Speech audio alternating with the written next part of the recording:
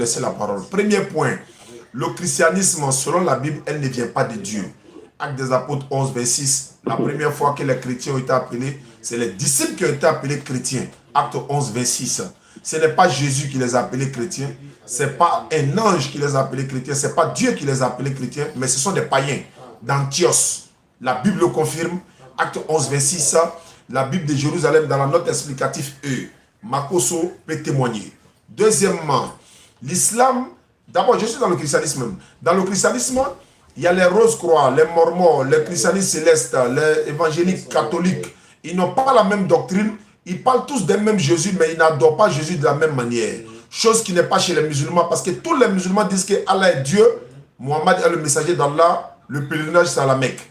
Le mois de Ramadan c'est en avril. Deuxièmement, les catholiques ne croient pas aux évangéliques.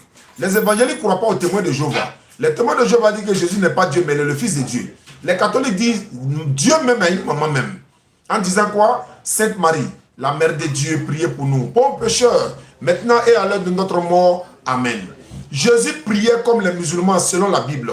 Il se prosternait le visage contre le sol. Mais aujourd'hui, je constate que beaucoup de nos frères qui ne sont pas chrétiens et disons musulmans, ils ne font que chanter, danser, alors que Jésus n'a jamais chanté, dansé. Il rentre avec les chaussures sèches dans les lieux de culte. Chose que la Bible interdit dans Exode 3, 5, Sourate 20, verset 12. Moïse enlève ses chaussures pour aller prier.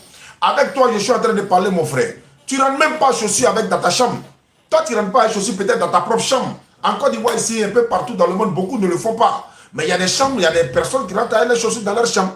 Mais je vais parler de la sainteté. Si on rentre avec les chaussures dans notre chambre, ou bien on ne rentre pas avec les chaussures dans notre chambre, on n'a pas le droit de rentrer avec les chaussures dans les lieux de culte. Les musulmans ne rentrent pas avec les chaussures dans la mosquée, mais beaucoup de chrétiens rentrent avec les chaussures à la mosquée, à l'église.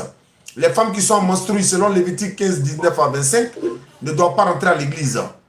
La femme doit se voiler selon la Bible. 1 Corinthiens 11, verset 5 à 10. Si une femme qui n'est pas voilée, elle n'a qu'à se raser aussi la tête. Ésaïe 66, verset 17. Je dois appeler un jeune de la dernière fois, il est en train de l'emballer avec porc qui a con. Faut lire Ésaïe 66, 17, mon frère. Ésaïe 66, 17. Dieu dit, tous ceux qui vont manger porc et des souris vont périr à l'enfer.